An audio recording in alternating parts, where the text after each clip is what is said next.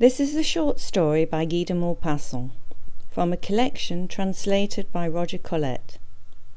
This story is called In the Spring. In the spring.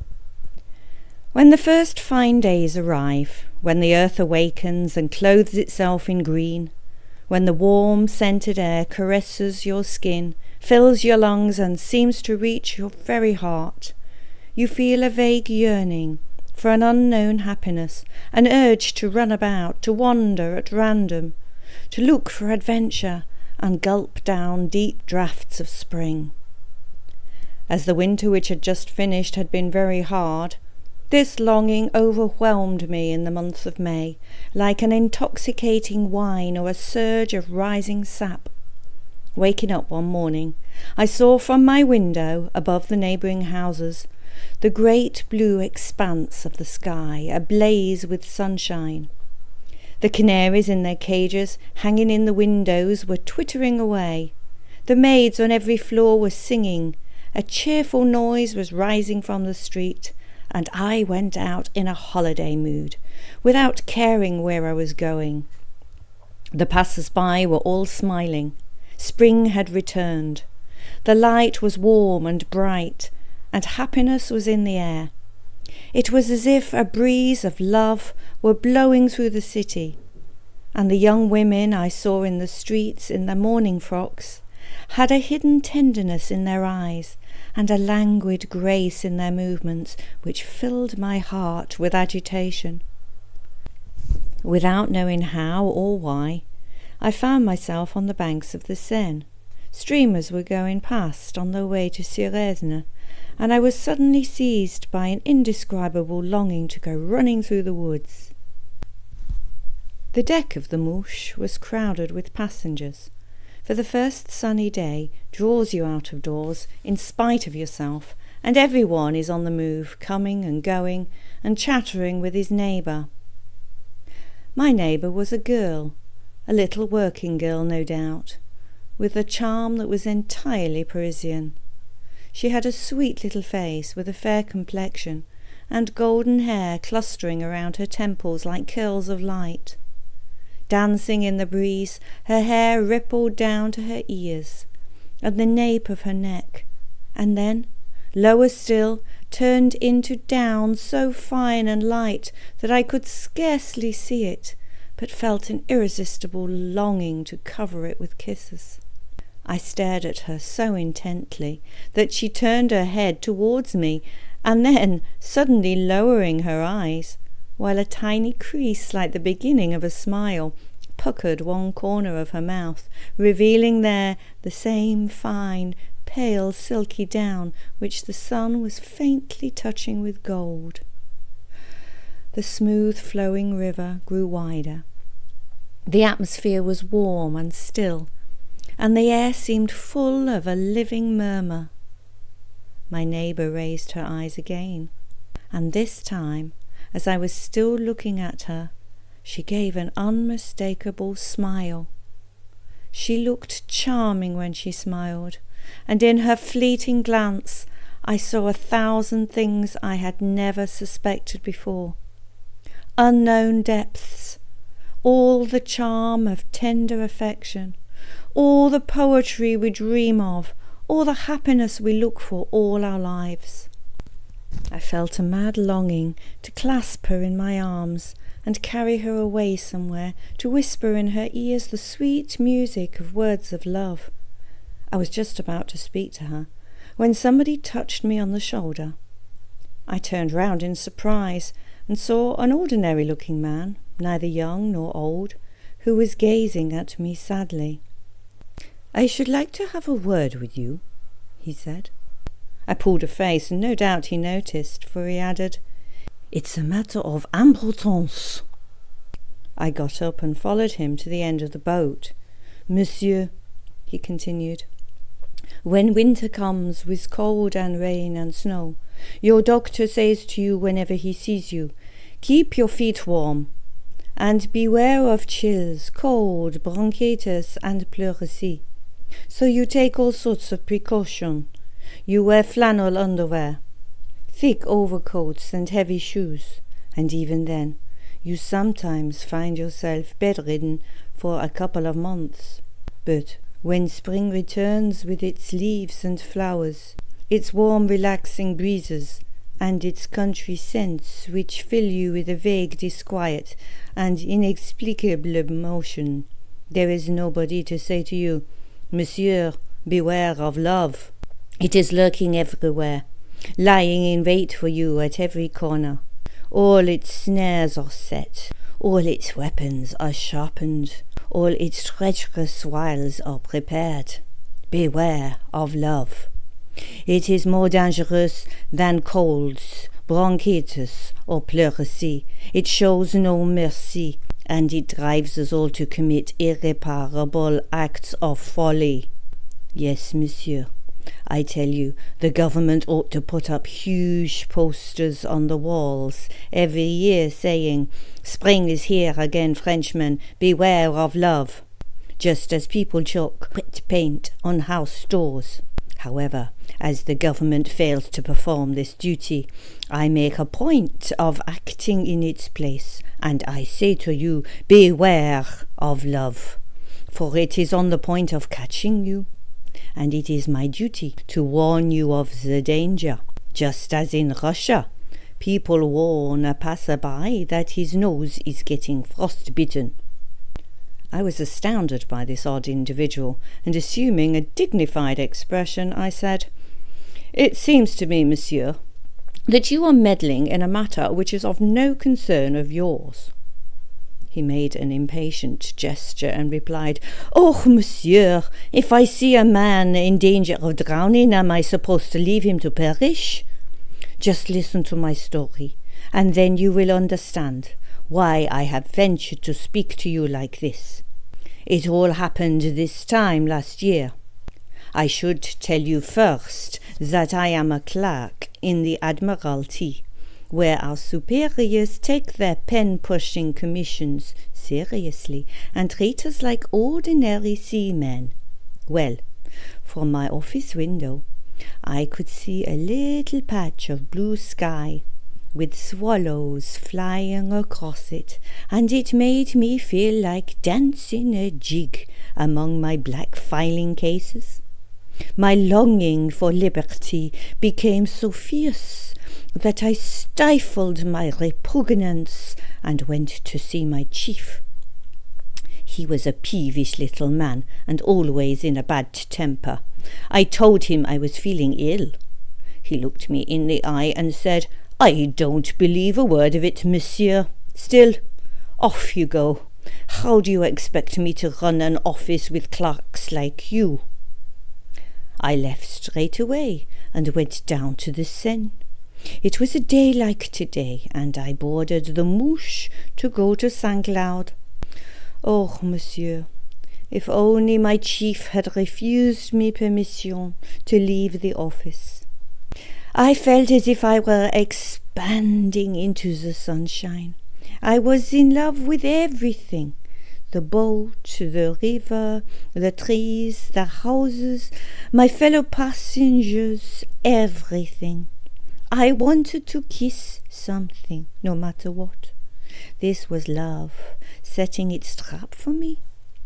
All of a sudden, at the Trocadero, a young woman came on board, carrying a small parcel, and sat down facing me.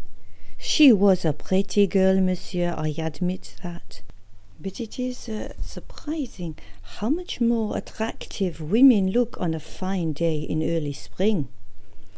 They have a heady charm, a very special appeal.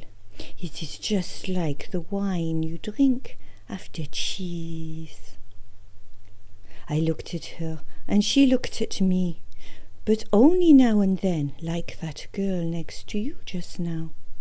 After we had exchanged glances for some time, I felt that we knew each other well enough to start a conversation, so I spoke to her, and she replied. She was a sweet girl, there was no doubt about that, and she went straight to my head. At St. Cloud she got off the boat, and I followed her. She had an order to deliver, and when she reappeared, the boat had just left.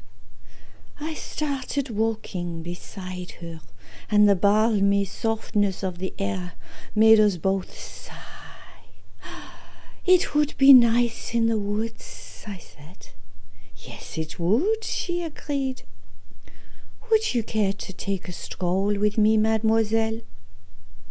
She gave me a quick sidelong glance, as if to size me up, and then, after hesitating for a moment, agreed. Soon we were walking side by side among the trees. Under the foliage, which was still rather sparse, the thick, tall, bright green grass was drenched in sunshine and full of tiny creatures making love. We could hear birds singing everywhere. My companion began running and skipping, intoxicated by the fresh air and the country smells, and I ran after her, skipping and jumping in the same way. How silly we can be at times, monsieur. Then she gaily sang 1,000 things, operatic airs, and Musetta's song. Musetta's song! How poetic it seemed to me then. It almost moved me to tears. That's the sort of rubbish that turns our heads. Believe me, never marry a woman who sings in the country, especially if she sings Musetta's song. Soon she grew tired, and she sat on a grassy bank. I sat down at her feet and seized her hands, her little hands all spettled with needle pricks. The sight stirred my heart, and I said to myself, "These are the sacred marks of toil." Oh, monsieur, do you know what they really mean, those sacred marks of toil? They stand for the tittle-tattle of the workroom, for whispered smut, for minds polluted by dirty stories. They stand for lost chastity, for foolish chatter, for all the wretched chores of everyday life, for all the narrow ideas found in all working-class women, but particularly in those whose fingertips bear the sacred marks of toil. Then we gazed into each other's eyes for a long time. Oh, what power there is in a woman's eyes! How they disturb us, overwhelm us, take possession of us, dominate us. How deep they seem, how full of infinite promise. People call that looking into each other's souls. What nonsense, monsieur. If we could really see into each other's souls, we'd be much wiser than we are. To cut a long story short, I was swept off my feet, mad with love. I tried to take her in my arms, but she cried, "Hands off!" So then I knelt down beside her and opened my heart to her, pouring out all the tenderness which was choking me. She seemed astonished at my change of manner, and gave me a sidelong glance, as if she was saying to herself, "So that's his little game, is it? Well, we shall see." In love, monsieur, we men are always the innocents, and women the tricksters. I could probably have taken her then and there, and later on I realized my stupidity. But what I was looking for was not a body, but an ideal love. I sentimentalized over her, when I should have made better use of my time. As soon as she had had enough of my declarations of love, she got up, and we returned to St. Cloud. I stayed with her until we reached Paris, and she looked so sad on the way home that I asked her what the matter was. She replied, "I was thinking that we don't have many days like this in a lifetime. My heart was fit to burst. I saw her again the following Sunday, and the next Sunday, and every Sunday after that. I took her to Bourgval, to Saint-Germain, to Maisons Lafitte, Poissy, to every haunt of suburban love. The little hussy, for her part, led me on with a pretense of passionate ardour. Finally, I lost my head completely, and 3 months later I married her. What can you expect, monsieur, when a man is a clerk, living alone, without any relatives or anybody to advise him? You say to yourself how happy life would be with a woman, and off you go and marry her. And then she calls you names from morning till night, understands nothing, knows nothing, chatters endlessly, sings Musetta's song at the top of her voice. Oh, how tired you get of Musetta's song! Squabbles with the coalman, tells the concierge all your domestic secrets, confides all your bedroom intimacies to the maid next door, sneers at you to the tradespeople, and has her head stuffed with such stupid stories, such idiotic superstition, such ludicrous opinion, and such monstrous prejudice, that I, for one, cry from sheer discouragement, monsieur, every time I talk to my wife. He stopped speaking, a little out of breath and extremely agitated. I looked at him, feeling sorry for the poor, simple-minded fellow, and I was trying to think of something to say when the boat stopped. We had reached St. Cloud. The girl who had caught my fancy got up to go ashore. She passed close to me and gave me a sidelong glance and a furtive smile, one of those smiles that drives a man mad. Then she jumped down onto the landing stage. I sprang to my feet to follow her, but my neighbour caught hold of my sleeve. I shook myself free, but then he grabbed the tails of my coat and pulled me back. "You shan't go! You shan't go!" he cried in such a loud voice that everybody turned round. A ripple of laughter ran through the crowd, and I stood there motionless, furiously angry, but without the courage to brave further ridicule and scandal. And the steamer moved off again. The girl remained standing on the landing stage, watching me disappear with an air of disappointment, while my persecutor rubbed his hands and whispered in my ear, "I've done you a good turn there, and no mistake." The end.